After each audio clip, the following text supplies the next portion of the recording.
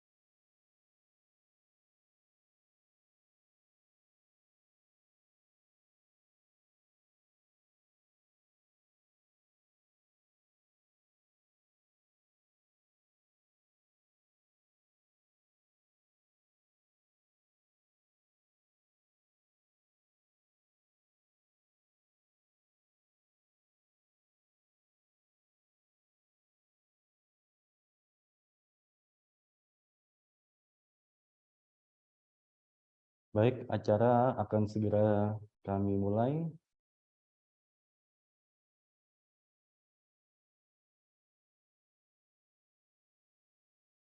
Bismillahirrahmanirrahim. Assalamualaikum warahmatullahi wabarakatuh.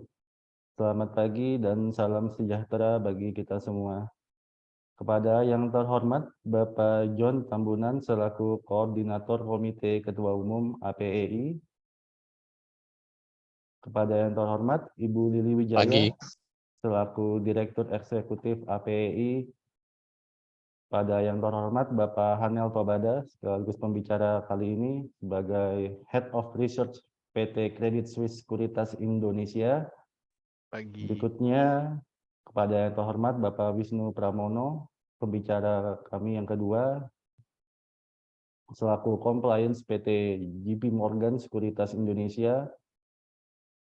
Kepada yang terhormat Bapak Ardi Anto selaku moderator Eksekutif Trainer Kantor Perwakilan Bursa Efek Indonesia Pontianak, serta pada yang terhormat Bapak Ibu yang hadir pada acara hari ini. Puji syukur kita panjatkan kehadirat Allah Subhanahu wa Ta'ala, Tuhan Yang Maha Esa, karena atas rahmat dan karunia-Nya kita masih diberikan kesehatan untuk dapat hadir pada acara literasi keuangan dengan tema memperkuat ketahanan finansial melalui peningkatan literasi keuangan yang inklusif. Kepada peserta, mohon bantuannya untuk menonaktifkan audio atau mute agar tidak mengganggu jalannya acara ini. Selanjutnya kita dimulai oleh kata sambutan oleh Bapak John Tambunan selaku Koordinator Komite Ketua Umum APEI. Kepada Bapak John Tambunan kami persilakan, Pak. Silakan. Terima kasih untuk Rio. Selamat pagi semua. Assalamualaikum warahmatullahi wabarakatuh. Salam sejahtera untuk kita semua. Kepada yang terhormat Pak Ardi Anto, Eksekutif Trainer Perwakilan Bursa Efek Pontianak. Pada yang terhormat Bapak Hanel Topada, Head of Research Credit Suisse Sekuritas Indonesia. Pada yang terhormat Bapak Wisnu Pramono, Compliance PT JP Morgan Sekuritas Indonesia. Kepada yang terhormat Ibu Lili Wijaya, Direktur Eksekutif APEI, serta pengurus APEI yang hadir hari ini. Kepada yang terhormat Bapak dan Ibu Direksi Perwakilan Perusahaan Efek, dan kepada yang terhormat teman-teman peserta dan Bapak Ibu yang hadir pada kegiatan webinar hari ini. Pertama-tama, marilah kita memanjatkan puji dan syukur kehadirat Tuhan Yang Maha Esa, karena atas rahmat dan karunia-Nya kita dapat berkumpul pada hari ini dalam acara literasi inklusi keuangan di Kota Pontianak secara online webinar. APEI adalah suatu perkumpulan dari perusahaan efek yang beranggotakan perusahaan efek yang melakukan transaksi efek melalui Bursa Efek Indonesia, baik itu secara langsung sebagai anggota bursa maupun secara tidak langsung sebagai non-anggota bursa. Saat ini jumlah perusahaan efek yang menjadi anggota APEI berjumlah 116 perusahaan efek. Kantor APEI itu pada gedung Bursa Efek Tower 2, lantai ground floor. Yang menjadi tugas APEI adalah menjadi counterparty atau mitra strategis yang proaktif dan berpengaruh bagi OJK, SRO, baik itu BEI, KSEKP, atau anak perusahaan SRO lainnya. APEI juga diharapkan dapat memberi manfaat yang maksimal bagi anggota APEI, stakeholders APEI, lingkungan pasar modal pada umumnya, dengan menyelenggarakan literasi secara online webinar hari ini adalah merupakan satu tanggung jawab dan tugas APEI untuk membantu APEI dalam memenuhi salah satu peraturan OJK. Sebagaimana kita ketahui bersama, Indonesia adalah merupakan satu negara yang memiliki perekonomian terbesar di kawasan Asia berdasarkan data dari IMF, di mana saat ini Indonesia berada pada posisi kelima dengan GDP Indonesia tercatat sebesar 1,15 triliun US dollar, berada di bawah Cina, Jepang, India, dan Korea Selatan. Indonesia adalah merupakan negara dengan GDP nominal yang terbesar di kawasan negara ASEAN juga.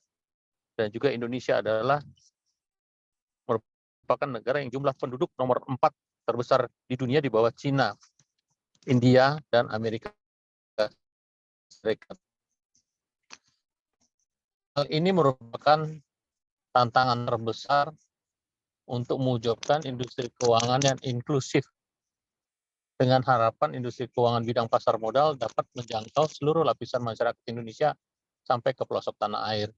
Kita harus membekali seluruh masyarakat dengan literasi keuangan yang memadai, terutama yang terkait dengan manfaat dan risiko dari produk atau jasa keuangan yang ada, sehingga masyarakat dapat memanfaatkan layanan keuangan tersebut dengan maksimal untuk meningkatkan kesejahteraannya dan tidak tertipu dengan tawaran produk investasi keuangan yang dapat merugikan masyarakat tersebut.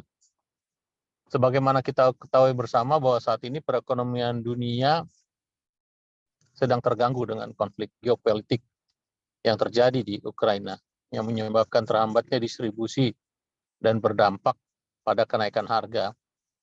Hal ini sudah tentu akan menaikkan harga-harga dan kenaikan suku bunga global. Kejadian-kejadian ini akan berdampak langsung pada sektor usaha, di mana mengakibatkan pengusaha dan perusahaan-perusahaan menahan diri untuk melakukan pengembangan usaha secara signifikan yang padat karya dan dapat memberi peluang kerja untuk masyarakat luas. Sebagai informasi, IMF memperkirakan ekonomi global akan turun sebesar 3,8% pada tahun 2023 ini. Dengan berdasarkan angka dan kondisi permasalahan di atas itulah APEI bekerja sama hari ini dengan 4 anggota APEI sebagai pendukung terselenggaranya acara webinar hari ini, menyelenggarakan acara literasi keuangan. Kami sangat berharap dengan terlaksananya acara ini, para peserta dapat memperoleh manfaat berupa informasi kondisi keuangan terkini dan juga mendapatkan informasi cara berinvestasi yang cerdas dan dapat memperoleh kebebasan secara finansial. Semoga dengan terselenggaranya acara webinar secara online hari ini dapat menjadi langkah baik bagi upaya kita bersama untuk mengembangkan industri pasar modal Indonesia, dan juga dapat menjadi langkah awal yang baik bagi semua teman-teman peserta, Bapak Ibu peserta webinar hari ini, untuk memulai melakukan investasi. Demikian kata sambutan ini kami sampaikan. Semoga acara ini bermanfaat bagi kita semua. Saya percaya bahwa dengan mendekatkan masyarakat kepada layanan keuangan dan industri pasar modal, kita dapat mendorong terwujudnya masyarakat Indonesia yang lebih sejahtera. Dengan mengucapkan bismillahirrahmanirrahim, saya buka acara webinar hari ini. Wassalamualaikum warahmatullahi wabarakatuh. Saya kembalikan ke Rio. Terima kasih. Terima kasih Pak John, sambutannya luar biasa. Thank you Pak. Selanjutnya kita berikan kepada moderator kami, Bapak Ardianto, selaku moderator dari Kepala Kantor Perwakilan Bursa Efek Indonesia. Dipersilakan Pak untuk memimpin acara ini.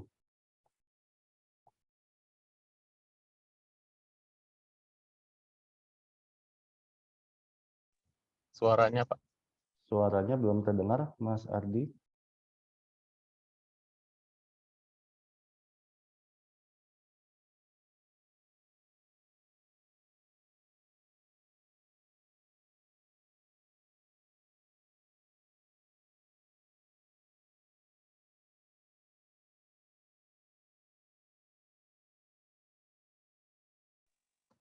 Bisa di chat dulu kali Rio, di chatting.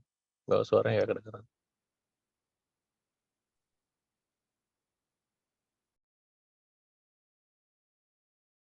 Suara Mas Ardi belum kedengar ke kami, Pak.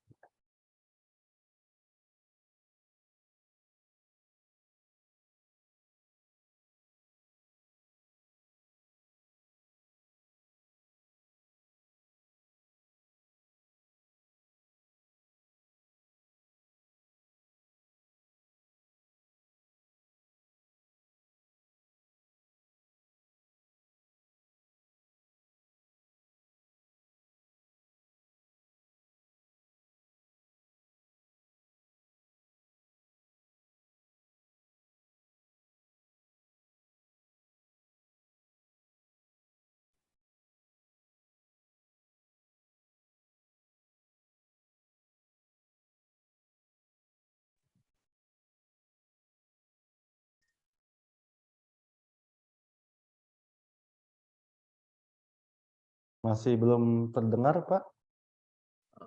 Sudah terdengar belum, Mas Rio? Nah, sudah jelas. Oke. Oke, baik. Sudah jelas, Pak. Baik, silakan, Oke, Pak. terima kasih Mas Rio. Baik, kami ulangi kembali. Terima kasih Mas Rio untuk waktunya yang sudah memberikan kesempatan kepada kami dari Bursa Efek Indonesia, Kantor Perwakilan Kalimantan Barat, untuk bisa bekerja sama dan juga berkolaborasi dengan APEI, Asosiasi Perusahaan Efek Indonesia, di mana pada kesempatan ini kita bisa berkolaborasi dan bekerja sama untuk memberikan literasi dan juga informasi kepada segenap lapisan masyarakat yang ada di Kalimantan Barat. Kami ucapkan juga tadi luar biasa sekali sambutan dan pengantar yang diberikan oleh Pak John Tambunan, sudah memberikan gambaran seperti apa APEI dan juga terkait dengan perkembangan ekonomi global dan nasional. Nah, Bapak Ibu dan hadirin sekalian, ini merupakan suatu kebanggaan bagi kami warga masyarakat Kalimantan Barat, di mana APEI dan juga BI sudah berkenan untuk berkolaborasi memberikan literasi keuangan bagi masyarakat yang ada di Provinsi Kalimantan Barat dengan menggelar webinar dengan topik memperkuat ketahanan finansial melalui peningkatan literasi keuangan yang inklusif. Nah, izinkan kami dari Bursa Efek Indonesia, Kantor Perwakilan Kalimantan Barat, pada kesempatan ini diwakili oleh saya Ardi, untuk menjadi moderator memandu kegiatan pada pagi hari yang cerah ini. Nah, pada kesempatan ini Bapak Ibu hadirin sekalian telah hadir di tengah-tengah kita dua orang narasumber yang istimewa yang akan memberikan sharing informasi dan juga ilmunya kepada kita semuanya. Yang pertama adalah Bapak Hanel Topada yang merupakan Head of Research PT Credit Suisse Sekuritas Indonesia. Nah, Pak Hanel ini nanti akan menyampaikan informasi dan juga sharing ilmunya kepada kita semuanya pada sesi 1 untuk kegiatan webinar kita pada pagi hari ini. Selamat datang, selamat bergabung Pak Hanel Topada. Pagi, makasih kesempatannya. Ya Pak, mudah-mudahan nanti bisa sharing ya Pak dengan warga masyarakat Kalimantan Barat. Ini luar biasa sekali antusiasmenya, alhamdulillah pada sampai saat ini tercatat sudah ada 160 peserta yang join bergabung dengan kita. Kemarin yang mendaftar sudah hampir mendekati 200 peserta, sehingga mudah-mudahan nanti bisa join bersama sehingga mendapatkan insight dari Pak Hanel Topada. Kemudian pembicara yang kedua adalah Bapak Wisnu Pramono yang merupakan komplain dari PT JP Morgan Sekuritas Indonesia. Selamat pagi Pak Wisnu Pramono. Selamat pagi Bapak Ardi. Apa kabar Pak? Sehat? Baik, alhamdulillah sehat Pak. Oke. Nah, Bapak Ibu dan hadirin sekalian, sedikit saya bacakan untuk informasi kegiatan webinar kita pada pagi hari ini. Yang pertama adalah tadi sudah kita ikuti bersama sambutan dan juga pembukaan yang sudah disampaikan oleh Bapak John Tambunan. Kemudian yang berikutnya nanti akan ada paparan dari Bapak Hanel Topada selaku Head of Research dari PT Credit Suisse Sekuritas Indonesia. Nah, selanjutnya nanti sesi kedua akan disampaikan materi dari Bapak Wisnu Pramono selaku perwakilan dari Compliance PT JP Morgan Sekuritas Indonesia. Nah, Bapak Ibu dan hadirin sekalian, kita tidak akan memperpanjang waktu lagi. Nah, kita akan ikuti sesi yang pertama, materi yang akan disampaikan oleh Bapak Hanel Topada. Tapi sebelumnya izinkan kami untuk membacakan sekilas tentang riwayat CV beliau. Yang pertama, Bapak Hanel Topada ini merupakan lulusan dari School of Business and Management dari ITB ya tahun 2007. Ini luar biasa sekali.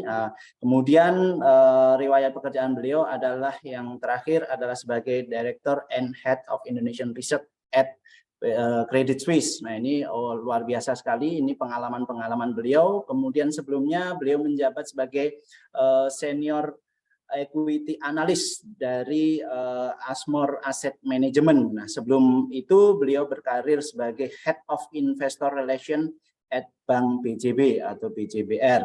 Nah, sebelum di Bank BJBR, beliau adalah Equity Research Analyst dari PT Trimegah Sekuritas Indonesia. Baik, Bapak, Ibu, dan hadirin sekalian, mari kita simak bersama dan kita sambut bersama paparan dan informasi yang akan disampaikan pada Pak Hanel Topada. Pada Pak Hanel, kami persilahkan, waktunya kurang lebih 40 menit dari sekarang. Silakan Pak Hanel. Makasih Mas Ardi kesempatannya. Pagi teman-teman semua. Bisa lihat ya slide saya? Bisa, Pak. Oke. Ya, selamat pagi teman-teman semua. Mungkin saya akan share aja sedikit background sedikit tentang capital market di Indonesia secara summary dan outlook seperti apa. Jadi kalau kita lihat perkembangan pasar modal di Indonesia sebetulnya perjalanannya sangat exciting ya, artinya adalah berkembang pesat, kemudian pemainnya semakin banyak, baik dari sisi anggota bursanya maupun investornya. Di mana anggota bursa pun sekarang lokal itu menjadi semakin dominan sebetulnya. Ini sangat berbeda secara landscape dibandingkan tahun 90-an dulu. Jadi kalau zaman dulu sebetulnya JV atau perusahaan asing itu lebih dominan di capital market. Tapi di pasar modal hari ini sebenarnya pemain lokal udah jauh lebih besar dibandingkan pemain asingnya. Nah, kemudian secara market cap itu sekarang juga sudah mencapai 9.425 triliun. Nah, market cap ini adalah salah satu indikator penting dari perkembangan pasar modal. Kenapa? Karena biasanya market cap itu dibandingkan dengan GDP dari suatu negara, di mana semakin biasanya rasionya bisa 1 sampai 2 kali dari GDP-nya sendiri. Jadi Indonesia itu sebetulnya dengan GDP yang 1,15 triliun itu sebetulnya artinya kan kira-kira secara nominal 16.000 triliun gitu ya GDP kita.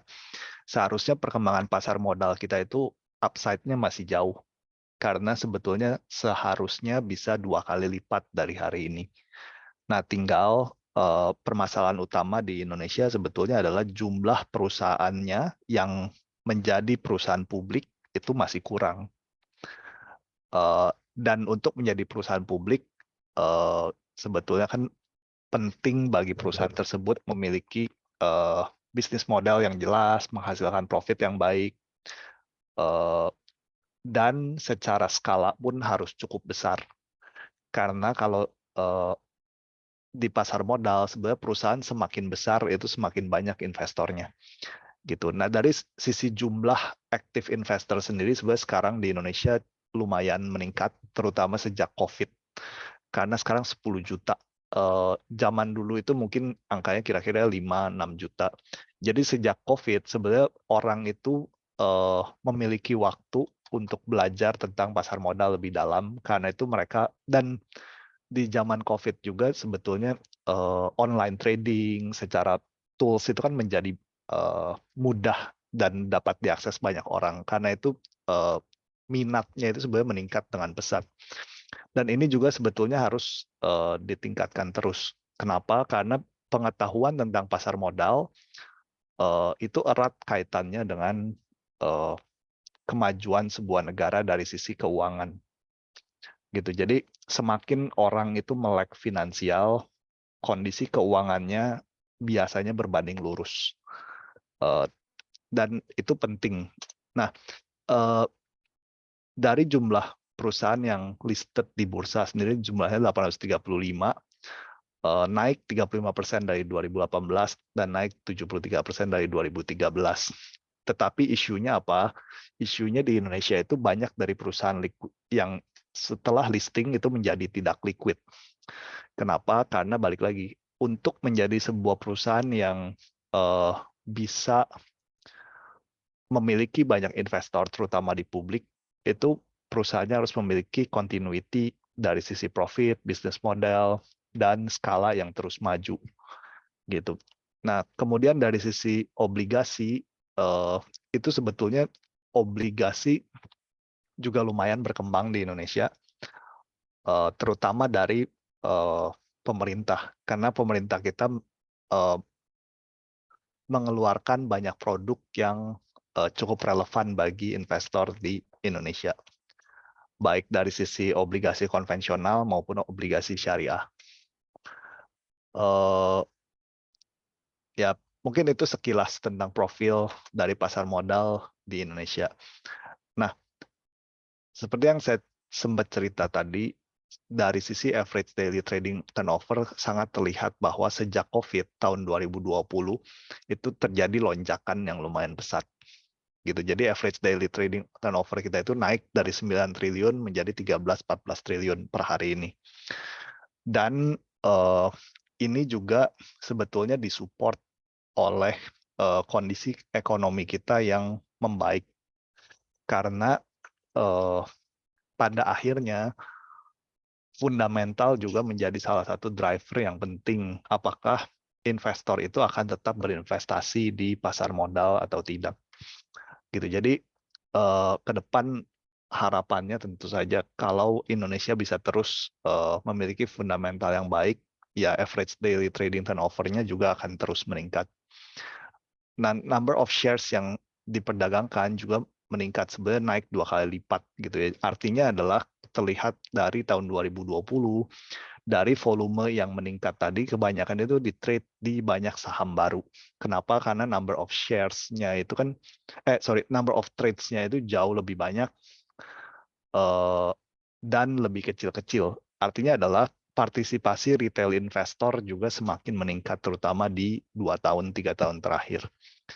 Nah, secara market cap juga terlihat bahwa terjadi peningkatan yang baik.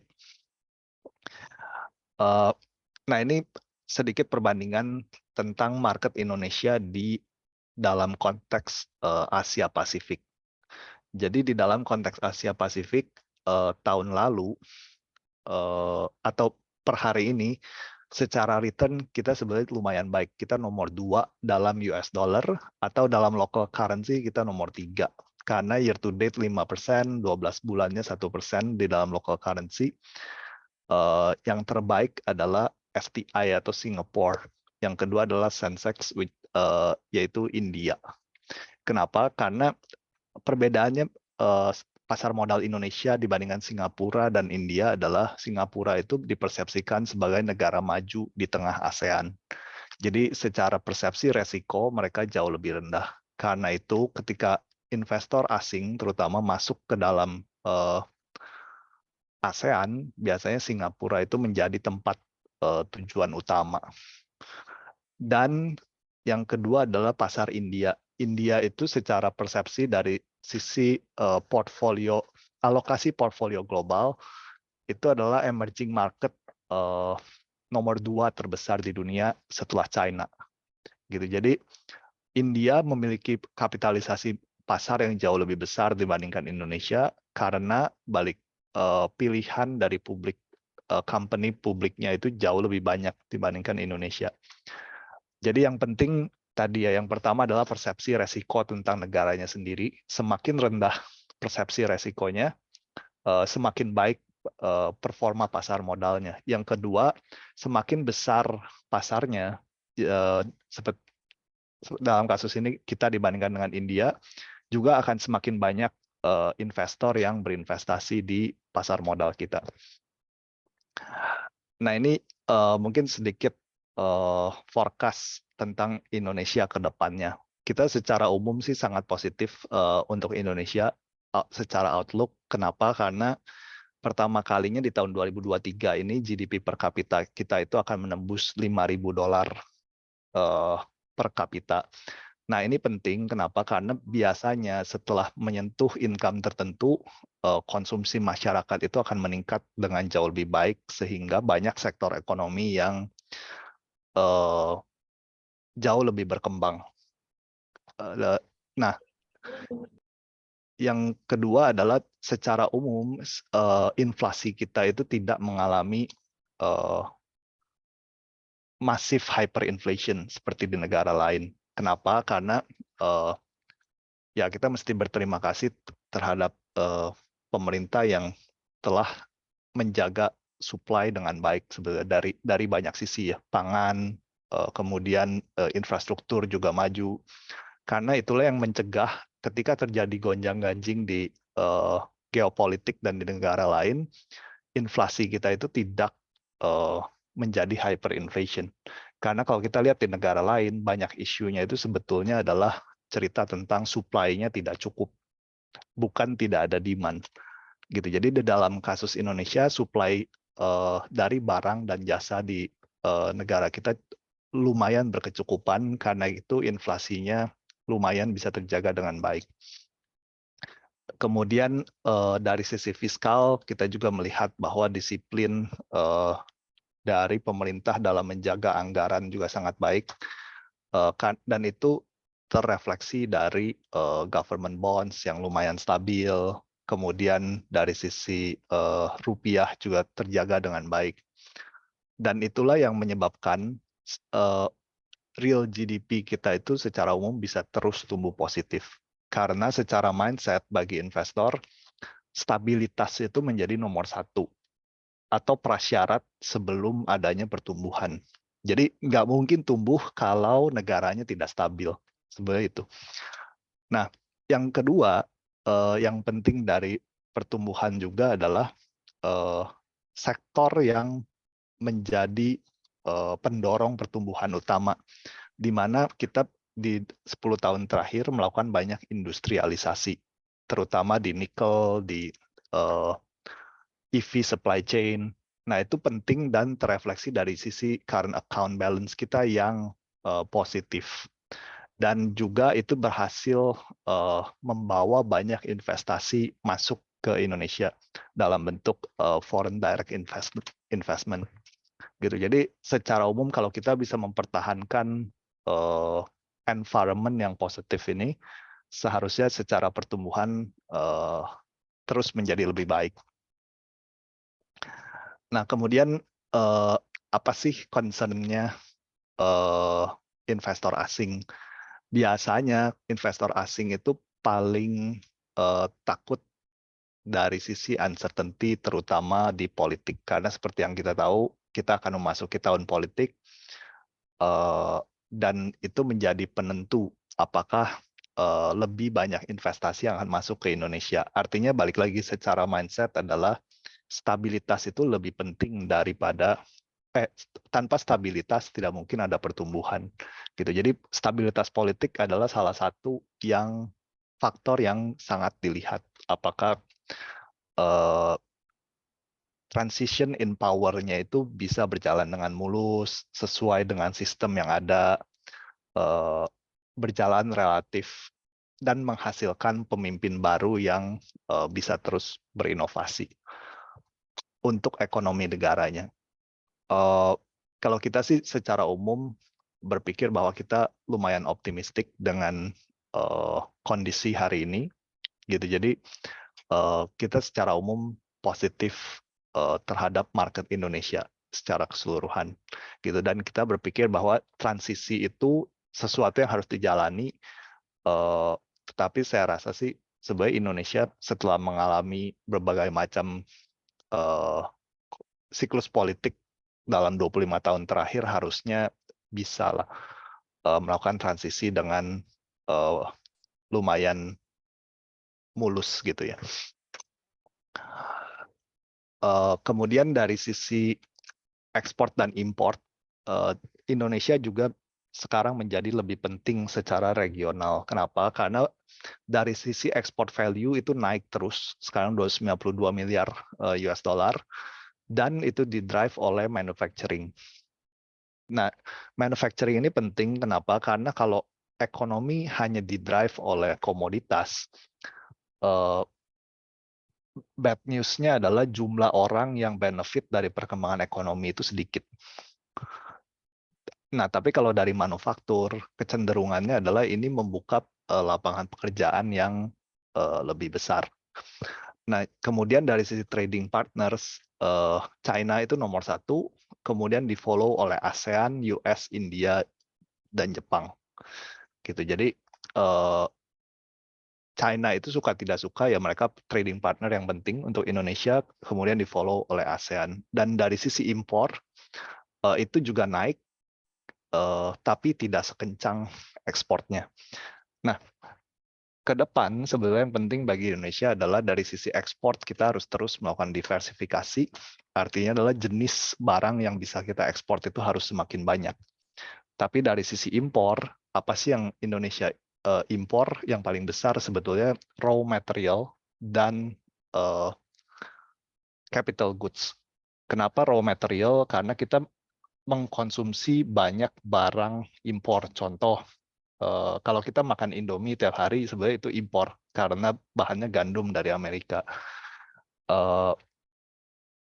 Dan kita mengimpor banyak sekali raw material, dan itulah kenapa inisiatif pemerintah untuk menjadi lebih swasembada pangan juga penting, karena itu mengurangi sebetulnya impor. Yang kedua, isu yang lebih besar sebenarnya di capital goods. Jadi kalau kita lihat supply chain yang ada di dunia ini, di Indonesia yang sangat kurang, itu adalah supply chain machinery. Kenapa? Di Indonesia itu perkembangan manufaktur dari sisi heavy industry, kemudian alat berat, dan seterusnya itu belum berkembang dengan baik. Kenapa? Karena industri tersebut sebenarnya memerlukan banyak bahan dasar yang kita tidak punya. Contoh, industri baja kita sebenarnya masih relatif kecil. Tapi kalau kita ingin punya pabrik mesin sendiri, sebenarnya industri baja itu juga penting. Karena itu sebenarnya adalah penting untuk melakukan development terus-menerus dari sisi jenis industri yang kita bangun. Karena dengan cara itu, secara otomatis ekspor dan import ini menjadi lebih positif secara dinamikanya. Gitu. Nah, kenapa ekspor dan import ini penting? Karena pada ujungnya akan berdampak ke suku bunga. Kenapa Indonesia tidak perlu menaikkan suku bunga secepat negara lain?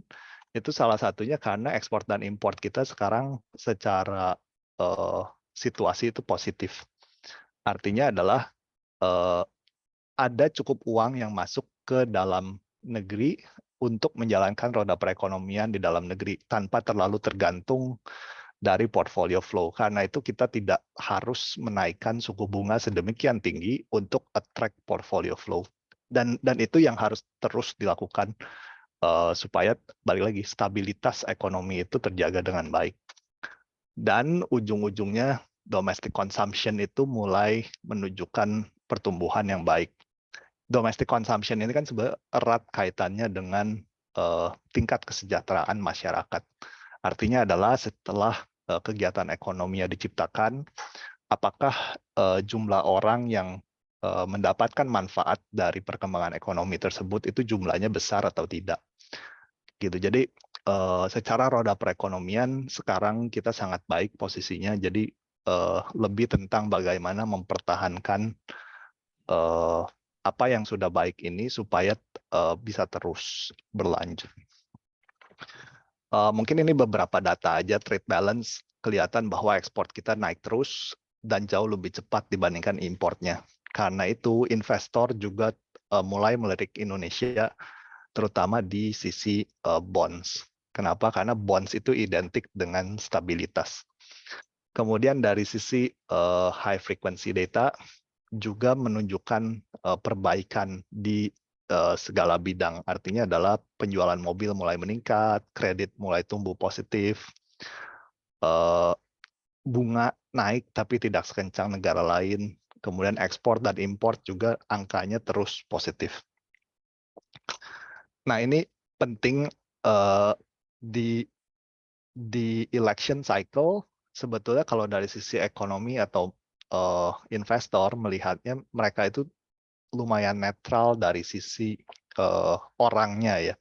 Tapi mereka sangat care tentang sebenarnya policy atau kebijakan apa sih yang dilakukan. Apakah kebijakan tersebut berdampak baik atau berdampak buruk untuk pertumbuhan ekonomi. Dan apakah pemerintah baru itu bisa menjaga stabilitas keamanan.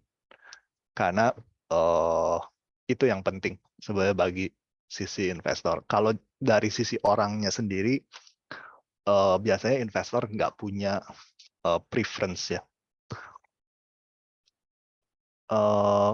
Nah, kemudian dari sisi global, sebenarnya kalau dari sisi global itu kondisinya jauh lebih volatile dibandingkan Indonesia sendiri. Yang terutama adalah dolar menguat sangat kencang karena Fed Fund Rate naik dengan sangat cepat. Tapi beruntungnya Indonesia rupiah melemah tapi tidak ekstrim. Gitu. Melemah itu wajar karena memang kita tidak hidup sendirian gitu kan. Artinya adalah kalau memang globalnya trennya dolar sangat kuat ya pasti rupiah ikut melemah. Tapi yang penting magnitude-nya wajar atau tidak sebenarnya di sana. Kemudian dari sisi komoditas sendiri juga harganya sangat volatile, kadang sangat tinggi, lantas sempat kolaps, dan seterusnya. Nah, karena itu yang tadi saya cerita tentang diversifikasi ekonomi itu menjadi penting, karena Indonesia dulu itu sangat identik dengan komoditas. Tapi balik kekayaan yang didapat dari komoditas, isunya adalah satu, nggak ada yang tahu, karena harga komoditas nggak ada yang bisa kontrol. Yang kedua, itu hanya benefit sedikit orang. Sebenarnya itu. Jadi kalau pelan-pelan bisa digeser ke arah manufaktur dan seterusnya, itu akan jauh lebih baik bagi stabilitas ekonomi. Nah, ini sedikit forecast kita. Sebetulnya secara umum kita optimistik dengan Indonesia dan target indeks kita 8.100. Kenapa demikian optimistik? Karena memang kalau kita lihat yang dideliver oleh company di Indonesia ya memang baik gitu kan. Gitu. Jadi tinggal urusannya adalah apakah investornya berani masuk hari ini atau mereka nggak berani ambil resiko politik. Sebenarnya itu sih. Makanya politik itu menjadi sangat penting dari sisi stabilitas tadi. Mungkin itu sih yang bisa saya share. Saya kembalikan ke Mas Ardi ya. Makasih. Oke, terima kasih Pak Hanel Topada yang luar biasa sekali menyampaikan berbagai macam informasi dan data-data yang luar biasa sekali mengupas tentang berbagai macam tadi perkembangan ekonomi global, kemudian regional dan juga nasional. Tadi beberapa yang kami catat itu adalah terkait tahun 2023 ini bisa menjadi tahun transisi ya setelah sekian tahun kita mengalami masa-masa pandemi yang luar biasa, sangat challenging sekali. Kemudian alhamdulillah kita tetap resilient ya, bisa survive, bahkan kita menjadi salah satu negara yang cukup bagus pertumbuhan ekonominya dibandingkan dengan beberapa negara-negara yang mengalami resesi. Kemudian tadi disinggung juga oleh Pak Topada bagaimana pengaruh terhadap election year ya. Nah, ternyata para investor ini relatif lebih ini ya netral ya terkait dengan apa itu event 5 tahunan ini dalam menghadapi pemilu. Dan yang terakhir tadi ini cukup menggembirakan bagi kita semuanya ya, dari hasil riset yang dilakukan oleh Credit Suisse tadi, indeks harga saham gabungan kita di ini diprediksi akan berada pada posisi diperkirakan di targetnya itu di 8.100. Wah, ini mudah-mudahan kita tunggu ya. Ini satu hal yang sangat mengembirakan dan mudah-mudahan bisa membangun optimisme bagi kita semuanya gitu, khususnya di masyarakat Kalimantan Barat ini. Ini juga sejalan juga dengan perkembangan dan pertumbuhan investor di Kalimantan Barat ini juga Pak Topada dan juga Bapak Ibu hadirin sekalian.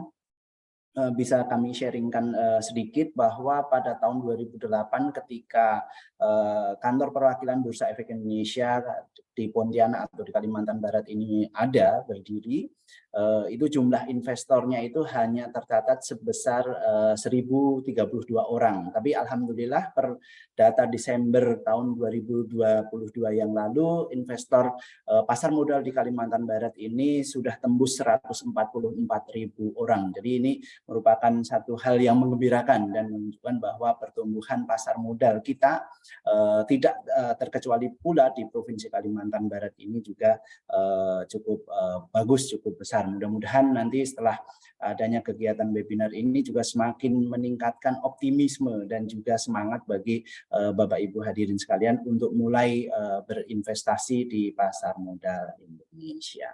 Baik Bapak Ibu sekalian, hadirin peserta webinar pada kesempatan pagi hari ini, tadi sudah kita ikuti bersama terkait dengan paparan yang disampaikan oleh Bapak Hanel Topada selaku Head of Research dari PT Credit Suisse Sekuritas Indonesia.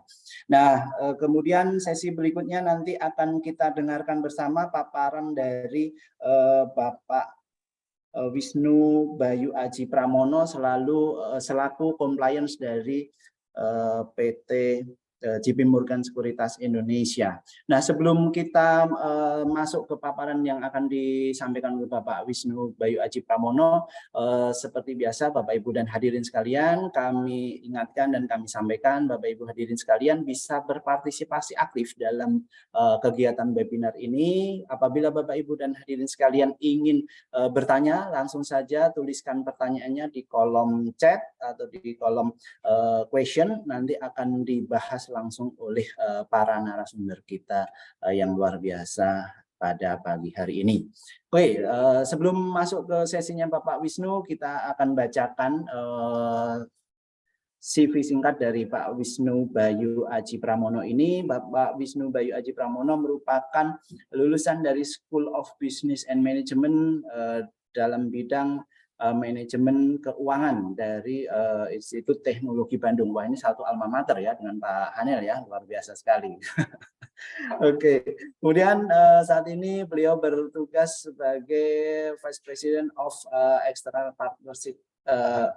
Sebelum di JP Morgan ini, beliau bertugas sebagai Vice President of External Partnership of Satu Indonesia, kemudian sebagai sekarang ini sebagai Money Laundering Reporting Officer at PT JP Morgan Sekuritas Indonesia sejak tahun 2018 yang lalu sampai sekarang. Kemudian sebagai Manager of PT Dompet Anak Bangsa. Wah, ini pasti sudah banyak yang kenal ya, ini para pengguna ini Gojek ini. Kemudian yang berikutnya adalah sebelum di GoPay, beliau adalah sebagai Quality Insurance AML Investigation Analyst dari IHSBC. Baik, tanpa memperpanjang waktu lagi, Bapak Ibu dan hadirin sekalian, kita ikuti bersama paparan yang akan disampaikan oleh Bapak Wisnu Bayu Aji Pramono yang akan menyampaikan topik tentang penerapan program APU PPT di sektor jasa keuangan. Kepada Bapak Wisnu, waktu kami persilahkan 40 menit dari sekarang. Silakan Pak. Terima kasih banyak Bapak Ardi. Perkenalkan semuanya Bapak Ibu, nama saya Wisnu dari Kepatuhan PT JP Morgan Sekuritas Indonesia. Di pagi ini izinkan saya menjelaskan sedikit mengenai penerapan program APU PPT. APU PPT itu mengacu pada anti pencucian uang dan pencegahan pendanaan terorisme di sektor jasa keuangan. Oke, bisa di next ya. Oke, latar belakang penyusunan peraturan OJK, APU, dan PPT itu yang pertama belum adanya keseragaman dan harmonisasi pengaturan yang mengatur penerapan program APU PPT oleh penyedia jasa keuangan di sektor jasa keuangan. Ini berpotensi untuk menimbulkan gap pengaturan antara sektor jasa keuangan. Yang kedua, pemenuhan standar internasional sebagaimana direkomendasikan oleh FATF atau The Financial Action Task Force on Money Laundering yang didasarkan pada pendekatan berbasis risiko. Mungkin sebagai background sedikit ya, FATF sendiri adalah badan antar pemerintah yang dibentuk pada pertemuan G7 yang tujuannya untuk menetapkan standar dan mempromosikan kebijakan nasional dan internasional untuk memberantas pencucian uang, pendanaan terorisme, dan ancaman lainnya terhadap integritas sistem keuangan internasional. Nah, ini FATF sendiri memiliki fungsi penting dalam pemberantasan ancaman integritas sistem keuangan internasional, sehingga menjadi anggota FATF itu adalah hal yang krusial dalam upaya tindak pencegahan pencucian uang dan pendanaan terorisme. Saat ini nih Indonesia satu-satunya negara anggota G20 yang belum mendapat keanggotaan tetap FATF, sehingga betapa pentingnya sistem anti pencucian uang dan pencegahan pendanaan terorisme di Indonesia untuk memastikan bahwa Indonesia bisa membuktikan bahwa sistem ekonomi Indonesia itu rigid ya, bisa tidak mudah untuk diserang dan sehingga bisa memajukan ekonomi Indonesia lebih jauh lagi. Terus juga perkembangan kompleksitas produk dan layanan jasa keuangan termasuk pemasarannya serta peningkatan penggunaan teknologi informasi pada industri jasa keuangan. Ini sedikit latar belakang dari penyusunan POJK tersebut. Next-nya. Nah, ini sebelum POJK 12 tahun 2017 ini dibuat, setiap sektor jasa keuangan mempunyai peraturannya sendiri dari PBI 12 tahun 2010 tentang penerapan anti pencucian uang dan pencegahan di Bank BPR dan BPRS, PBI nomor 14 tahun 2012 tentang penerapan program anti APU PPT dan pencegahan di Bank Umum, POJK tahun 2014 mengenai prinsip pengenal nasabah oleh penyedia jasa keuangan di sektor pasar modal, dan terakhir juga POJK 39 tahun 2015 tentang penerapan program APU PPT oleh penyedia jasa keuangan di sektor industri keuangan non-bank. Ini semua digabungkan menjadi satu peraturan di POJK 12 tahun 2017 tentang penerapan program APU PPT dan APU dan PPT di sektor jasa keuangan. Ya, selanjutnya Mas. Ya, ini mungkin sebagai cakupannya seperti yang tadi kita bilang ya. Ini digabungkan seluruh penyedia jasa keuangan dari sektor perbankan, sektor pasar modal, dan KNB ini di dalam satu payung regulasi yaitu POJK 12 tahun 2017.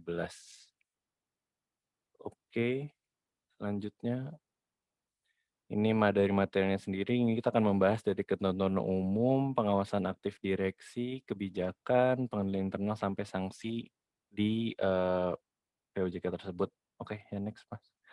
Mungkin pokok-pokoknya, yang pertama penerapan program PPT berisiko. Ini mungkin sebelumnya belum ditetapkan oleh OJK, namun yang menjadi dasar penerapan PPT adalah risk assessment khusus atas risiko tindak pidana pencucian uang dan pendanaan terorisme, bukan risiko yang umum.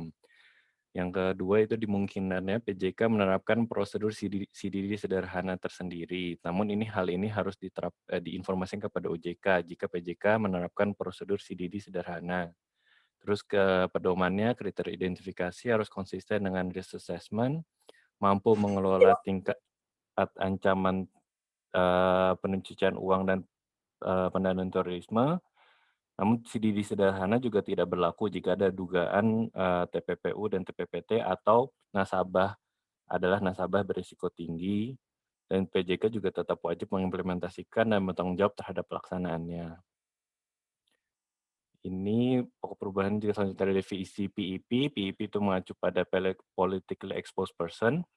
Itu orang yang diberi kewenangan untuk melakukan fungsi penting.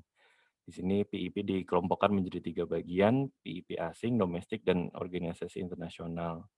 Lebih lengkapnya nanti kita go through di slide selanjutnya. Dan selanjutnya pokok perubahannya itu pengaturan BO atau pemilik manfaat. Definisi pemilik manfaat mengacu pada orang perseorangan, dan juga ada kelenturan pengaturan, yaitu di mana jika tidak teridentifikasi orang pengorangan, maka identifikasi dari orang yang memegang posisi penting atau direksi setara untuk nasabah perusahaan. Yang selanjutnya, verifikasi nasabah dimungkinkan untuk non-face to face karena perkembangan produk layanan yang memanfaatkan teknologi informasi, namun tetap harus memperhatikan resiko pencucian uang dan pendanaan terorisme, dan kewajiban melakukan langkah pencegahan. Jika ada nasabah yang dianggap berisiko tinggi, maka tentu langkah-langkah lebih perlu dilakukan, dan tentunya tetap PJK harus meminta konfirmasi dan klarifikasi kepada otoritas terkait. Iya, bisa lanjut. Untuk ini ya penerapan program OPPT dalam grup web itu mencakup pertukaran informasi dalam satu grup, kebijakan prosedur yang mencakup untuk level seluruh grup, dan adanya akses informasi nasabah dalam satu grup untuk kepentingan audit. Dan yang terakhir, sanksi dikelompokkan menjadi 2, ada sanksi pelanggaran keterlambatan pelaporan dan sanksi atas pelanggaran selain keterlambatan pelaporan. Iya, bisa dilanjutkan. Penerapan program UPPT. Nah, ini yang tadi kita bilang mengenai pendekatan berbasis risiko. Dalam penerapan RBA ini, PJK wajib mengidentifikasi, menilai, dan memahami risiko tindak pidana pencucian uang dan atau tindak pidana pendanaan terorisme. Secara umum, nasabah bisa dibagi menjadi 2, yaitu nasabah berisiko tinggi dan nasabah berisiko rendah, di mana untuk nasabah berisiko tinggi tentunya perlu ada tindakan-tindakan lebih yang perlu dilakukan untuk memitigasi risiko yang dibawa nasabah tersebut. Dan sedangkan untuk nasabah berisiko rendah mungkin ada beberapa tindakan yang bisa lebih dibuat lebih mudah atau lebih simpel, tapi juga tetap harus memperhitungkan risiko TPPU dan TPPT. Dan juga OJK mengharuskan PJK untuk memastikan tindak pencegahan untuk TPPU dan TPPT dilakukan telah tepat dan sepadan sesuai dengan risiko yang telah diidentifikasi oleh perusahaan dan mengalokasikan sumber daya secara efektif.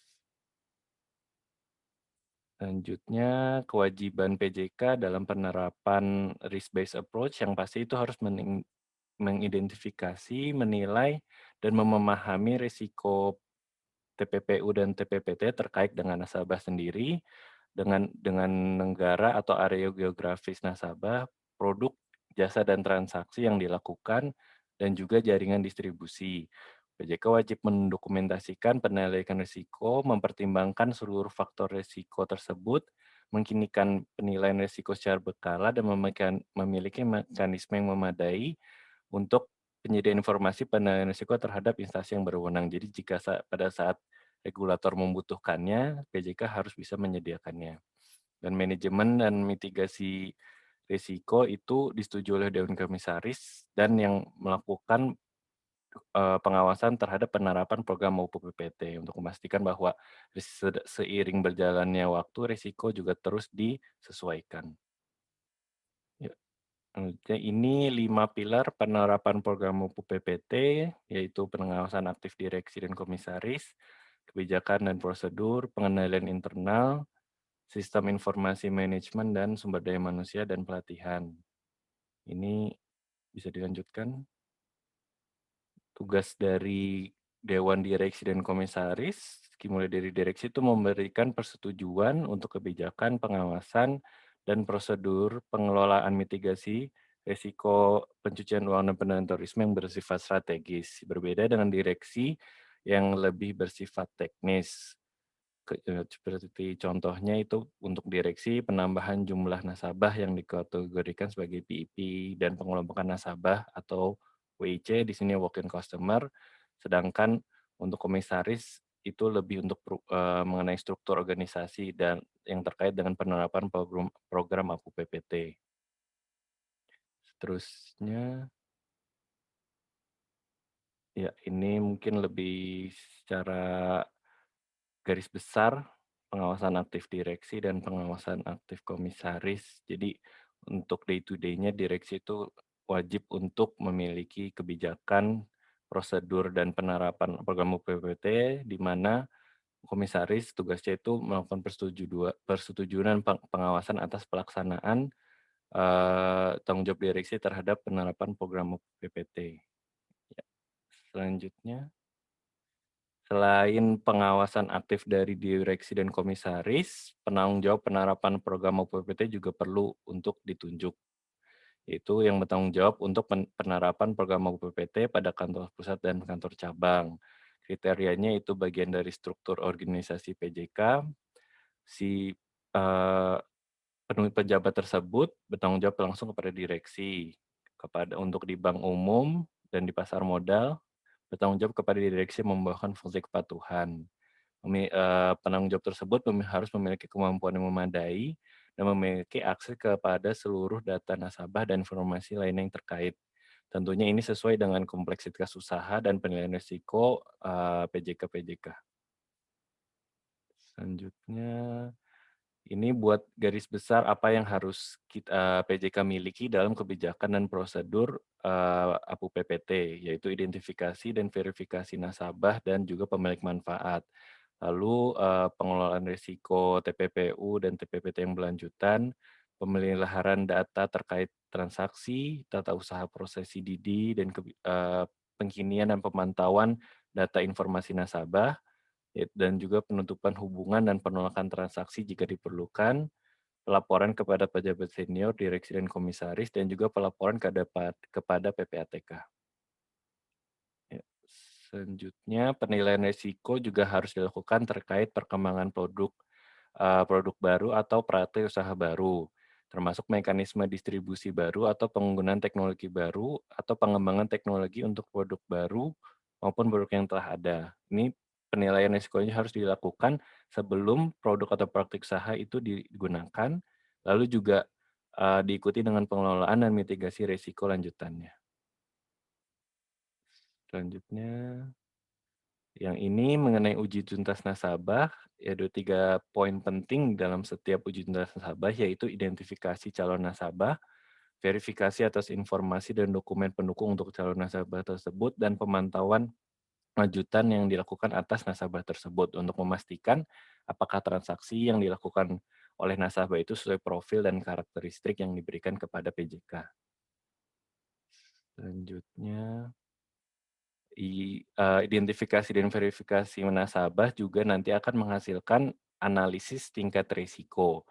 Poin-poin yang harus diawasi dalam PJK membuat tingkat risiko itu yang adalah identitas, lokasi usaha, profil, frekuensi transaksi, kegiatan usaha, produk dan jasa yang digunakan oleh nasabah, dan informasi lainnya yang dapat digunakan untuk mengukur tingkat risiko nasabah seperti yang dibilang apakah nasabah tersebut bisa menjadi nasabah berisiko tinggi atau menjadi nasabah berisiko rendah.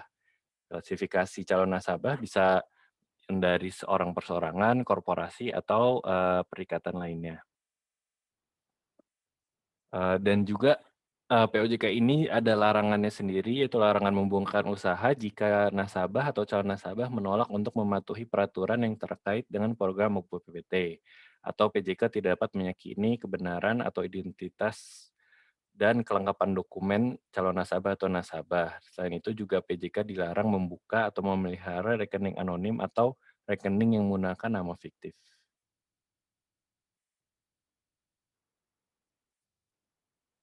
Verifikasi dan identifikasi nasabah saat ini dilakukan untuk meyakini kebenaran identitas calon nasabah. Tapi karena perkembangan teknologi, pertemuan langsung untuk verifikasi nasabah bisa diganti dengan verifikasi melalui sarana elektronik melalui PJK. Pengecualian verifikasi melalui face-to-face dapat dilakukan melalui proses dan sel elektronik milik PJK, dan juga verifikasi memanfaatkan data kependudukan yang memenuhi 2 faktor autentifikasi. Jadi kita setelah memiliki data, misalnya contohnya untuk nasabah individu KTP, kita bisa collect dari nasabahnya, juga bisa dari data KTP yang sudah kita miliki tersebut, kita memiliki data biometrik dari nasabah tersebut.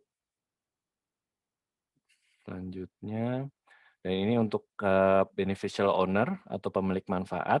Secara pengertian sendiri, beneficial owner adalah orang yang berhak menerima manfaat tertentu yang berkaitan dengan rekening nasabah, atau merupakan pemilik sebenarnya dari dana yang ditempatkan kepada PJK, dapat mengendalikan transaksi nasabah, dapat memberikan kuasa untuk melakukan transaksi, mengendalikan korporasi untuk jika nasabah korporasi, atau merupakan pengendali akhir dari transaksi yang dilakukan melalui badan hukum atau berdasarkan suatu perjanjian. Selanjutnya, seperti layaknya dengan nasabah sendiri, PJK juga wajib memahami profil, maksud, dan hubungan usaha yang dilakukan nasabah dan pemilik manfaat melalui identifikasi dan verifikasi.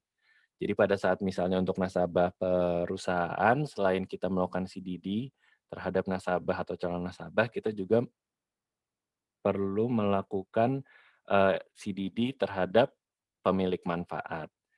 Jika nasabah bertindak untuk kepentingan BO, maka wajib dilakukan CDD, dan jika BO tersebut tergolong sebagai PEP atau politically exposed person, maka proses enhanced due diligence atau DD maka perlu dilakukan. Salah satu yang disebutkan dalam POJK ini juga, jika tidak ada orang perseorangan yang tidak diidentifikasi sebagai BO, maka identifikasi dan verifikasi dilakukan terhadap orang perseorangan yang memegang posisi sebagai direksi atau yang dipersamakan dengan jabatan tersebut. Selanjutnya, Mas.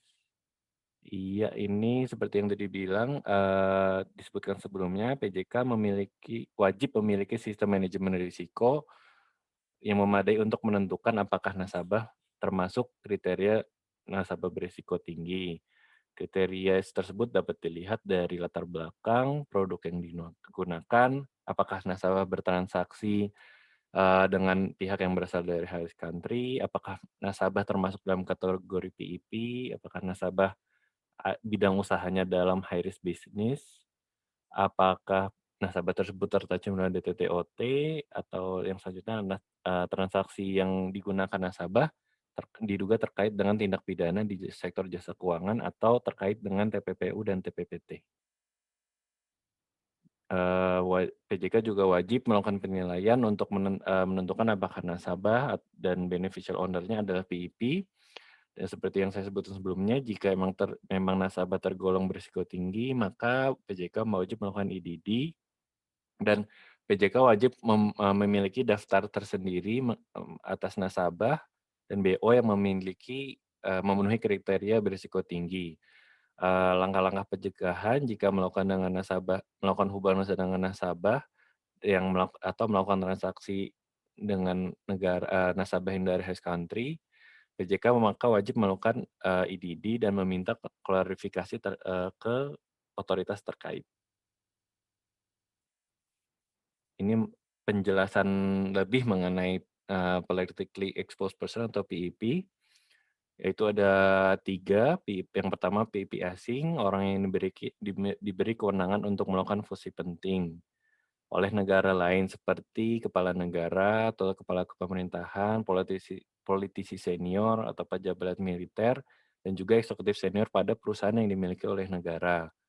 Sedangkan PEP domestik sama, tapi yang lebih orang-orang yang memiliki jabatan di negara domestik kita ini, dan juga terakhir orang yang diberi kewenangan untuk melakukan fungsi penting oleh organisasi internasional.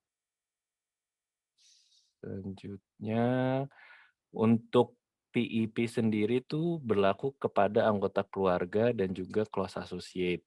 Anggota keluarga berarti dari anggota keluarga PEP tersebut juga akan dianggap PEP sampai derajat kedua, baik horizontal maupun vertikal. Jadi apakah itu anak, apakah itu istri, atau itu ayah atau orang tua, itu akan dianggap PEP. Dan pihak-pihak yang terkait dengan PIP itu perusahaan yang dimiliki atau dikelola PIP atau pihak-pihak yang secara umum diketahui oleh publik mempunyai hubungan dekat dengan PIP tersebut. Selanjutnya, sorry, sebelumnya Mas. Oke, sorry, next-nya aja. Oh, ini CDD pihak ketiga seperti yang bisa dilihat, PJK dapat menggunakan hasil di CDD yang dilakukan oleh pihak ketiga. Namun, PJK tetap wajib memahami maksud dan tujuan hubungan usaha dan mengidentifikasi verifikasi nasabah dan beneficial owner. Dan tanggung jawab mengenai hasil CDD tetap jatuh kepada PJK, bukan ke pihak ketiga.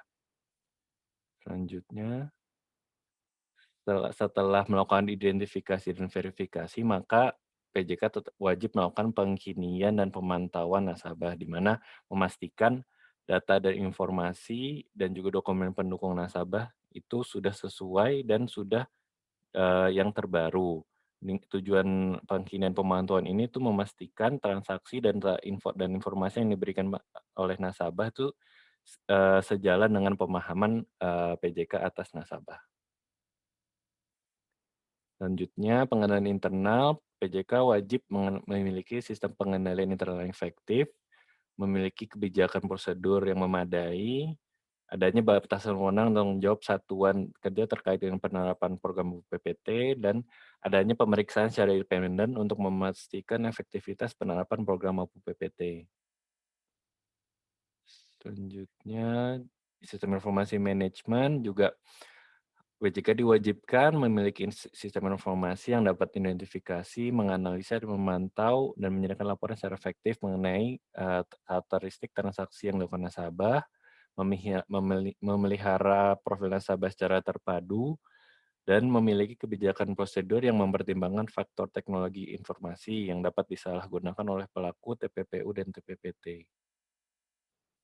Selanjutnya, selain untuk kebijakan dan prosedur dan sistem informasi, sumber daya manusia dan pelatihan juga diatur di POJK sini, yang untuk memastikan bahwa karyawan yang masuk ke dalam PJK itu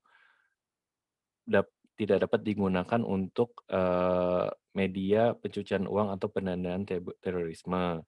Dan pelatihan juga perlu dilakukan untuk menerapkan peraturan terkait dengan program PPT, update terhadap teknik dan metode tipologi APU PPT, dan kebijakan tersebut juga harus diberitahukan kepada karyawan dalam peran untuk juga dalam berperan mencegah dan memberantas TPPU dan TPPT. Selanjutnya, ini sanksi untuk keterlambatan menyampaikan laporan. Bisa dibaca saja ya. Untuk sanksi ini lebih ke pilih administratif, peringatan tertulis. Selanjutnya, misalnya selain administratif, untuk keterlambatan penyampaian laporan, ada juga sanksi administratif, yaitu denda, penurunan penilaian dan tingkat kesehatan, pembatasan kegiatan usaha tersebut, dan OJK dapat mengumumkan pengenaan sanksi kepada publik dan masyarakat. Ya. Sekian, terima kasih dari saya. Kembali ke Pak Ardi. Oke, terima kasih Pak Wisnu yang luar biasa sudah memaparkan terkait dengan peraturan dari OJK ya, tadi terkait dengan PPT yang tadi disampaikan dengan sangat jelas sekali untuk peraturan dari OJK yang baru ini. Nah, seperti biasa Bapak Ibu sekalian, kami masih mengundang juga kehadiran dan juga partisipasi Bapak Ibu hadirin sekalian untuk bisa memberikan pertanyaannya di dalam sesi webinar kita pada siang hari ini. Nah, karena di sini jarang sekali ya, ini dua orang narasumber yang benar-benar expert dalam bidangnya masing-masing. Ada Pak Hanil Kepada dan juga ada Pak Pramono Wisnu Bayu Aji Pramono. Nah, ini kita sudah cukup banyak nih Bapak-bapak narasumber sekalian, pertanyaan-pertanyaan yang sudah masuk di kolom chat kita ini. Kita akan bacakan beberapa pertanyaan yang sudah masuk. yang sudah dituliskan oleh para audiens kita pada siang hari ini. Nah, pertanyaan yang pertama adalah dari Bapak atau Ibu ini ya, An-Najwa Dian. Nah, ini pertanyaannya. Halo Pak, mohon sharingnya, Pak, investor domestik sudah lebih banyak dibandingkan dengan investor asing. Tapi kenapa kadang domestik masih suka ngekor asing ya? Dan tantangannya apa saja untuk market Indonesia ke depannya? Nah, ini pertanyaan ini mungkin cocok untuk Pak Hanel Topada. Nah, pada Pak Hanel Topada kami persilahkan untuk menjawab pertanyaan dari Ibu An-Najwa Dian ini. Terkait dengan investor domestik itu sudah banyak Pak, tetapi kenapa kok masih kadang-kadang masih lihat asing gitu ya? itu alasannya apa? Terus kemudian tantangan untuk di market Pak, capital market kita itu apa saja ini Pak untuk kedepannya? Silakan Pak. Oke, mungkin langsung aja ya. Sebenarnya investor domestik dan investor asing, kalau capital market itu sebenarnya tempat di mana semua orang punya kesempatan yang sama. Artinya adalah siapa mengekor siapa ya terserah. Nah, uniknya adalah kalau kita kerja di broker asing seperti di Credit Suisse, itu investor asing juga menanyakan hal yang sama. Sebenarnya investor lokal gimana? Gitu. Nah, jadi jawabannya adalah pastikan melakukan riset dulu sebelum membeli. Sebenarnya yang penting itu sih. Dan kalau memang risetnya itu benar dan kita beli barang yang benar gitu, ya mau asing mau domestik sebenarnya sama aja sih. Nggak ada siapa lebih hebat gitu. Jadi yang penting itu risetnya seperti apa, kemudian alasan membelinya apa. Terus tantangan untuk market ke Indonesia ke depan ya sebetulnya peningkatan kualitas ya. Karena kalau kualitas investornya naik, nanti secara otomatis kita bisa memiliki perusahaan yang jauh lebih berkualitas untuk datang ke Indonesia juga. Gitu, karena ada beberapa transaksi perusahaan Indonesia sebenarnya terpaksa dilakukan di luar negeri karena pasar domestiknya tidak bisa menyerap. Nah, itu kan adalah fungsi dari apakah investor domestik itu atau pasar domestiknya mampu menyerap atau tidak. Kemudian yang kedua, apakah secara knowledge dan capability itu cukup untuk membeli transaksi yang jauh lebih rumit gitu sebetulnya. Jadi kuncinya peningkatan kualitas sih, dan kualitas itu dasarnya balik sebenarnya riset ujung. Mungkin Oke, luar biasa ya. Demikian tadi jawaban dari Pak Hanel Topada ya untuk Ibu An-Najwa Dian ya. Tadi disampaikan yang penting adalah risetnya ya, bukan siapa ngekor siapa ya, tapi risetnya ini yang jauh lebih penting karena memang sebagai investor di pasar modal kita memang harus lebih smart, lebih cerdas lagi ya di dalam melakukan yang namanya analisa. Dan tantangannya ke depan untuk market Indonesia seperti apa? Nah, ini kita harus menyiapkan market yang berkualitas, termasuk juga di dalamnya juga para emiten-emiten juga yang berkualitas. Nah, mudah-mudahan harapannya ke depannya market kita semakin berkualitas. Oke, terima kasih Pak Hanel untuk jawabannya. Kemudian kita beralih ke pertanyaan Bapak Dian. Ini pertanyaannya. Izin tanya Pak, kalau misalnya ada money laundering di pasar modal, bagaimana identifikasi dan sanksinya seperti apa? Nah, ini mungkin bisa dijawab langsung oleh Pak Wisnu. Silakan Pak Wisnu untuk memberikan jawabannya. Ya, terima kasih Pak. Mungkin kalau untuk money laundering di pasar modal mungkin bisa ada salah contohnya wash sale ya, di mana itu transaksi yang tidak terjadi yang terjadi antara pihak pembeli dan penjual yang tidak merubah kepemilikan atau manfaatnya. Jadi itu hanya untuk mengaburkan sumber dananya aja. Jadi transaksi saya yang jual, saya yang beli lagi, itu mungkin wasalnya. Di setiap pasar modal itu PJK wajib memiliki sistem pemantauan transaksi. Jadi sistem pemantauan transaksi tersebut tentunya memiliki parameter sendiri yang bisa mendeteksi transaksi yang mungkin seperti watch sale yang tidak ada perubahan beneficial owner-nya atau pemilik manfaatnya. Jadi itu contoh misalnya money laundering di pasar modal ya Pak, dan sanksinya sendiri itu kita mengacu ke Undang-Undang Nomor 8 Tahun 2010 untuk pencucian uang. Itu mungkin secara detailnya saya tidak ingat untuk sanksinya sendiri, tapi kita sebagai PJK hanya kewajiban kita untuk melaporkan transaksi keuangan mencurigakan. Sedangkan sanksinya sendiri kita tidak mengeluarkan sanksi, tapi lebih kewajiban PJK untuk APU PPT itu melaporkan jika adanya transaksi mencurigakan. Itu saja Pak dari saya. Oke, baik Pak Wisnu, terima kasih untuk jawabannya. Mudah-mudahan memberikan jawaban yang memuaskan bagi Bapak Dian ya, karena setiap PJK itu pasti punya sistem pengawasannya tersendiri. Nah, untuk sanksinya itu ada di dalam undang-undang yang sudah tadi disampaikan oleh Pak Wisnu. Mungkin untuk pertanyaan di atasnya, Mas, tadi belum ada pertanyaan dari siapa itu? Ini ada pertanyaan dari Ibu Nuzulil Nur Safitri ya. Ini pertanyaan untuk Pak Hanel, ini nanti bisa memberikan jawaban atas pertanyaan dari Ibu Nuzulil Nur Safitri ini. Pak izin bertanya, kenapa tahun ini sepertinya value transaksi lebih kecil dibandingkan dengan tahun-tahun yang lalu? Nah, ini kenapa ini Pak Hanel, kalau dalam analisa Anda itu ada masalah apa atau ada fenomena apa ini? Sepertinya tahun 2023 ini untuk value transaksinya tidak segede dan tidak sekencang seperti tahun-tahun yang lalu. Apakah karena sudah mulai shifting ya, kalau tadinya WFH terus kemudian banyak yang di rumah saja gitu, atau ada faktor apa Pak Hanil kalau dalam kacamata pandangan Anda? Silakan. Ya mungkin yang pertama sih karena tahun 2023 itu tahun transisi ya dari sisi politik dan ekonomi juga. Artinya adalah tahun 2022 itu kan ekonomi sangat bagus lah.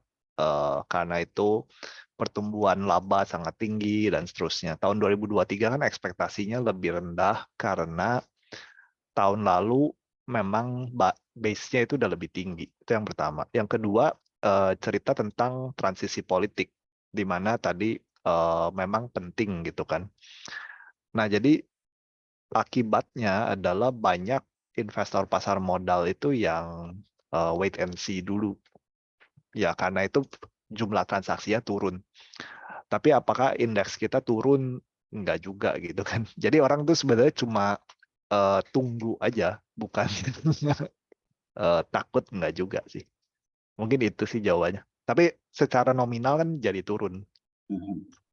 Oke, jadi secara nominal memang turun ya Pak ya, karena ini memang seperti yang tadi sudah dipaparkan di awal tadi, tahun 2023 ini memang tahun-tahun transisi ya secara politik dan juga ekonomi. Jadi ini masih saling melihat dan saling menunggu kapan momentum, kapan saat yang pas untuk mulai masuk ke pasar. Jadi ini masih para investor itu masih menahan diri ya, makanya value transaksinya mengalami penurunan sedikit gitu. Nah, mudah-mudahan nanti di semester kedua itu sudah mulai bergairah dan mulai kembali lagi ya para investor untuk ramai masuk ke market gitu. Terima kasih Pak Hanel untuk jawabannya. Kemudian ini pertanyaan selanjutnya dari Ibu Aminun. Ini ada pertanyaannya. Pak izin bertanya, untuk pembukaan rekening efek online apakah tidak menimbulkan risiko untuk tim KYC-nya menjadi lebih longgar sehingga bisa terjadi penyalahgunaan? Terima kasih. Nah ini gimana ini tanggapannya ini Pak Wisnu ini terkait dengan pembukaan rekening efek online, apakah membuat KYC itu menjadi lebih longgar hingga nanti bisa menimbulkan penyalahgunaan? Terima kasih. Ya, terima kasih Pak Ardi. Ya, mungkin kembali ke tadi slide saya yang sudah saya berikan sebelumnya, pastikan setiap PJK itu wajib melakukan risk based approach ya, pendekatan berbasis resiko. Jadi memang jika sudah diperbolehkan untuk jika sesuai dengan resiko untuk membuka rekening melalui online, maka pasti PJK sudah mendapatkan informasi-informasi yang dibutuhkan maupun melalui pembukaan rekening secara secara online. Tapi pasti data-data yang diperlukan pasti seharusnya sudah sudah dikolek oleh perusahaan tersebut. Bukan berarti pembukaan rekening online ini membuat jadi KYC menjadi lebih longgar. Ketentuan dan kriterianya itu pasti sama. Cuman untuk mempermudah verifikasi identifikasinya, untuk mempermudah nasabah-nasabah sehingga barrier untuk melakukan pembukaan rekening itu sudah dipermudah oleh OJK untuk dibuka secara online saja. Tapi pasti data-data informasi yang diperlukan itu tetap tetap untuk menjadi kewajiban untuk dikolek dan tetap dilakukan pengkinian pemantauan dilakukan oleh PJK. Itu sih Pak. Jadi maksudnya nggak menjadi lebih longgar juga sih. Oke, jadi tidak ada ya untuk menjadi lebih longgar terhadap untuk QIC-nya ya. Jadi tetap harus mengacu pada peraturan-peraturan yang ditetapkan oleh otoritas jasa keuangan, dan pastinya setiap PJK itu pasti menggunakan risk based approach tadi yang sudah disampaikan oleh Pak Wisnu. Jadi untuk para calon-calon investor yang membuka rekening online pasti sudah terscreening juga oleh sistem yang dimiliki oleh para OJK, sehingga QIC-nya itu tetap jalan dan tetap comply terhadap peraturan yang sudah ditetapkan oleh OJK. Oke, terima kasih Pak Wisnu untuk jawabannya. Selanjutnya kita bacakan kembali pertanyaan dari Bapak Ibu hadirin yang sudah berpartisipasi pada siang hari ini. Pertanyaan selanjutnya adalah dari Bapak Urai Rahmansyah /ABR. Nah, pertanyaannya adalah, siang dengan masuknya emiten-emiten baru ada yang kurang bagus. Kalau kita lihat banyak juga sekarang yang harganya 50. Pendapat Bapak bagaimana ya Pak untuk fenomena seperti ini? Nah, pendapatnya gimana ini Pak Hanel ini terhadap emiten-emiten baru yang sekarang juga ada yang harganya itu stay di 50-an. Tadi Bapak sampaikan bahwa ini harus di-encourage lagi nih emiten-emiten atau perusahaan-perusahaan baru itu biar bisa listing di pasar modal. Tapi ternyata banyak juga perusahaan-perusahaan yang sudah listing tapi kemudian harga sahamnya itu mengalami penurunan. Nah, fenomena seperti ini gimana pendapatnya Pak Hanil? Silakan Pak. Baik, yang pertama ini sebenarnya erat kaitannya dengan peningkatan kualitas tadi. Jadi suka tidak suka Pak, kenapa investasi bodong, saham gorengan itu di Indonesia selalu ada? Karena jawabannya adalah karena laku. Nah, kenapa bisa laku? Karena orang yang beli itu tidak paham betul apa yang mereka beli gitu kan. Atau ada jenis kedua Pak, memang nekat. Ya gorengan kan bagus Pak selama masuk di saat yang tepat gitu kan. Kolesterol Pak kalau gorengan ini Pak biasanya Pak. Nah isunya itu. Nah jadi pasar modal itu sebenarnya kita ngelihatnya seperti pasar aja di mana-mana. Selama ada demand pasti ada supply.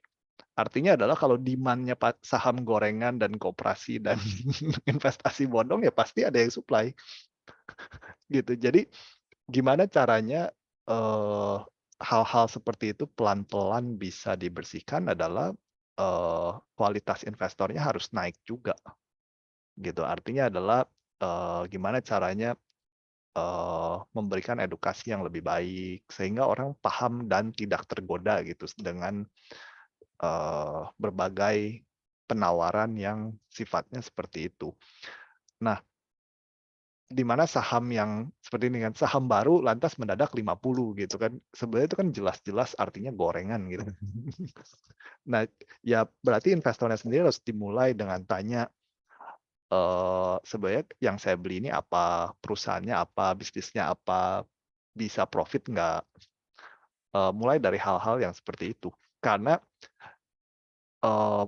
pada umumnya saham gorengan itu tidak bisa menjelaskan hal-hal yang fundamental atau basis gitu. Maksudnya gini, kalau kita beli saham Bank Rakyat Indonesia, kan jelas Pak, bisnisnya apa, kenapa dia bisa untung tuh jelas gitu. Nah itu juga harus dibiasakan. Nah yang kedua adalah sebenarnya mindset ingin cepat kaya itu juga bahaya sih Pak. Kenapa orang itu selalu tergoda beli saham-saham ajaib gitu ya karena ya nggak apa-apa Pak, karena kan minggu depan udah untung saya sudah jigobur gitu kan. Eh, Masuk jigo, keluar gocap terus kabur. Nah, ya, sebenarnya gitu-gitu sih Pak yang menyebabkan kenapa itu selalu jadi berulang gitu fenomenanya ya gitu. Jadi ya sebenarnya jalan keluarnya ya tadi Pak, edukasi dan peningkatan kualitas. Oke, luar biasa jawaban dari Pak Hanel tadi terkait dengan fenomena untuk saham-saham baru yang kemudian harganya juga turun. Nah, tadi sudah disampaikan dengan sangat gamblang sekali. Ini juga harus ada peningkatan kualitas juga dari para investor. Makanya harus jadi investor yang cerdas ya.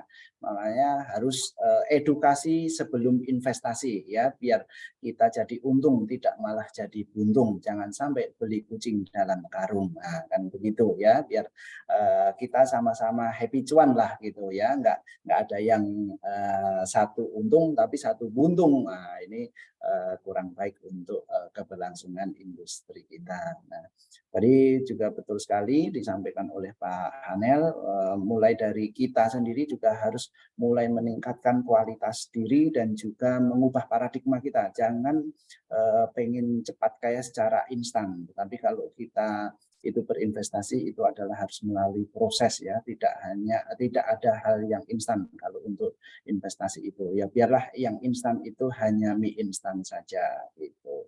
Oke, selanjutnya ini ada sambungan nih Pak Anil, ini pertanyaan dari Ibu Atika ini menambahkan pertanyaan dari Bapak Urai. Kira-kira faktor apa saja yang dominan bisa mempengaruhi pasar untuk tahun ini ya Pak? Nah, kira-kira apa saja nih Pak yang jadi concern dari para pelaku pasar ini Pak untuk di market kita pada tahun ini? Silakan Pak. Oke, yang pertama sih kondusivitas politik itu penting. Artinya adalah pemilu itu nggak apa-apa, tapi harus apa ya, damai dan prosesnya itu sesuai gitu. Itu yang pertama. Yang kedua, kondisi ekonomi dan laba. Artinya adalah salah satu faktor positif yang ada di Indonesia hari ini kan trade surplus kita itu baik gitu. Nah itu bisa bertahan nggak? Nah yang kedua adalah bagaimana kondisi tersebut terefleksi dari pertumbuhan laba perusahaan yang ada di perusahaan publik. Yang terakhir cerita tentang valuasi, harganya mahal atau murah. Gitu sebenarnya 3 faktor itu sih yang paling berpengaruh ya. Artinya adalah kalau kondisinya memburuk dari 3 faktor itu, pasar secara umum pasti memburuk. Kalau dari 3 faktor itu membaik, ya pasti membaik juga. Oke, jadi tadi udah jadi catatan ya untuk kita semuanya terkait dengan hal-hal atau faktor apa saja nih yang nantinya akan mempengaruhi market kita ke depan. Ya tadi sudah disampaikan oleh Pak Hanel, ini bocoran untuk kita semuanya ya terkait dengan kondusivitas, kemudian terkait dengan ekonomi dan juga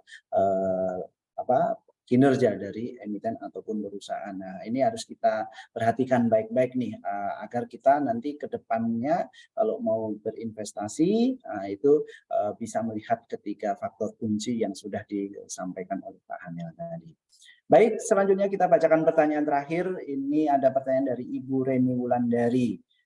Pertanyaannya, siang semuanya, Pak izin bertanya, perlindungan yang dilakukan oleh pihak pasar modal kepada investor apabila ada fraud seperti apa ya Pak? Nah ini pertanyaannya mungkin bisa dijawab oleh Bapak Wisnu. Silakan Pak Wisnu. Ya, terima kasih Pak. Mungkin untuk perlindungannya OJK sendiri Otoritas Jasa Keuangan sudah mengeluarkan POJK, yaitu perlindungan konsumen dan masyarakat di sektor jasa keuangan, di mana PJK itu dilarang memberikan data informasi pribadi mengenai konsumen kepada pihak lain, atau menggunakan data informasi konsumen untuk menarik permohonan konsumen lain atau untuk mengakhiri perjanjian dari konsumen lain. Itu juga PJK dilarang untuk menawarkan produk yang merugikan atau berpotensi merugikan calon konsumen. Jadi untuk dari POJK-nya sendiri itu sudah jelas bahwa konsumen itu dilindungi oleh OJK-nya. Sisanya sih seperti yang dibilang sama Pak Hanel juga, jadi sebagai investor kita juga harus berhati-hati untuk dalam melakukan investasi, memikirkan segala aspek untuk berinvestasi. Paling itu aja sih Pak. Oke, baik Pak Wisnu, terima kasih untuk jawabannya. Mudah-mudahan memberikan informasi dan juga pencerahan kepada Ibu Raini Wulandari ya terkait dengan perlindungan yang dilakukan oleh pihak pasar modal kepada para investornya ya. Tentu saja dari PJK-nya tidak boleh menyebarkan, memberikan data-data informasi kepada pihak-pihak lain yang tidak berkepentingan, biar tidak disalahgunakan ya, biar tidak nanti ditelepon-telepon sama pinjol dan seterusnya. Nah, oleh karena itu kerahasiaan data itu menjadi prioritas utama dari industri pasar modal. Baik Bapak Ibu dan hadirin sekalian, Bapak narasumber kita pada webinar pada siang hari ini yang luar biasa sudah memberikan informasi, sharing dan juga pencerahannya bagi kita semuanya, khususnya para warga di Provinsi Kalimantan Barat ini sudah mendapatkan tambahan wawasan dan tambahan pengetahuan dari Pak Hanel Topada dari PT Credit Suisse Sekuritas Indonesia dan juga Bapak Wisnu Bayi Aji Pramono dari JP Morgan Sekuritas Indonesia yang sudah berkenan membagikan informasi dan juga ilmunya kepada kita semuanya. Tidak terasa ini akan memasuki sesi akhir dari webinar kita pada siang hari ini. Nah, sebelum kita tutup, kita kembalikan pada MC. Mungkin ada closing statement yang ingin diberikan oleh kedua narasumber kita. Mungkin yang pertama kami berikan kesempatannya pada Bapak Hanel Topada terkait dengan closing statement yang ingin disampaikan. Monggo kami persilakan Pak. Ya, terima kasih kepada API dan dari IDX untuk memberikan kesempatannya. Ya, sesi seperti ini sih sebenarnya sangat berharga ya bagi semuanya, supaya kembali lagi pasar modal kita bisa semakin berkembang dan semakin besar. Mungkin itu aja sih. Makasih. Oke, luar biasa Pak Hanel Topada. Tadi mudah-mudahan pasar modal kita semakin besar dan semakin berkembang. Nah, oleh karena itu sesi-sesi seperti ini harus bisa rutin kita jalankan untuk meningkatkan literasi dan juga edukasi bagi para calon investor ataupun investor kita agar menjadi investor yang cerdas di pasar modal. Selanjutnya untuk closing statement yang kedua kami sampaikan kesempatannya kepada Bapak Wisnu Bayi Aji Pramono. Silakan Pak Wisnu. Ya, terima kasih untuk AP yang telah menyelenggarakan acara ini, untuk Pak Ardi yang sudah juga jadi moderator. Semoga materi yang saya berikan bisa bermanfaat. Mungkin efeknya akan lebih jangka panjang dalam penguatan implementasi APU PPT. Cuman tujuan Indonesia untuk masuk ke dalam anggota FATF seperti saya yang sebutkan sebelumnya itu untuk menguatkan ekonomi Indonesia juga. Jadi investor asing itu bisa lebih pede lah ibaratnya untuk masuk ke Indonesia karena struktur APU PPT yang kuat sehingga ekonomi Indonesia juga makin bisa berkembang. Sekian dari saya, terima kasih Bapak-bapak, Ibu-ibu. Baik, terima kasih Pak Wisnu Bayi Aji Pramono. Mudah-mudahan dengan APU PPT yang kuat, pasar modal dan juga ekonomi Indonesia kita menjadi semakin lebih kuat lagi. Terima kasih Bapak Ibu hadirin sekalian, Bapak-bapak narasumber, Pak Hanel Topada, Bapak Wisnu Bayi Aji Pramono, APEI, Pak John, dan lain sebagainya, sudah memberikan kesempatan dan memfasilitasi Kalimantan Barat untuk bisa mendengarkan dan mendapatkan sharing informasi yang luar biasa dari APEI, Asosiasi Perusahaan Efek Indonesia. Mudah-mudahan bermanfaat bagi kita semuanya, tetap sehat, tetap semangat, dan tetap bermanfaat. Maju terus pasar modal Indonesia. Saya Ardi, mohon undur diri sebagai moderator. Kemudian selanjutnya kami serahkan kepada Mas Rio selaku MC pada kegiatan webinar kita siang ini. Terima kasih. Billahi taufik wal hidayah. Wassalamualaikum warahmatullahi wabarakatuh. Selamat siang. Terima kasih Pak Ardi atas moderator pada acara hari ini. Dengan berakhir acara ini, atas nama APEI dan Bursa Efek Indonesia, kami ucapkan terima kasih kepada Bapak Ibu yang telah hadir pada acara ini, dan kami mohon maaf apabila ada pelaksanaan yang kurang berkenan. Sampai jumpa pada acara selanjutnya. Terima kasih. Wassalamualaikum warahmatullahi wabarakatuh. Waalaikumsalam warahmatullahi wabarakatuh. Terima kasih Mas Rio. Terima kasih Pak Hanel, Mas Pak Ardi, Pak Hanel, Ibu, Pak Wisnu, Terima kasih. Terima kasih Bu Pak Rio. Maya, thank you semuanya, thank you. Terima kasih. Mohon izin.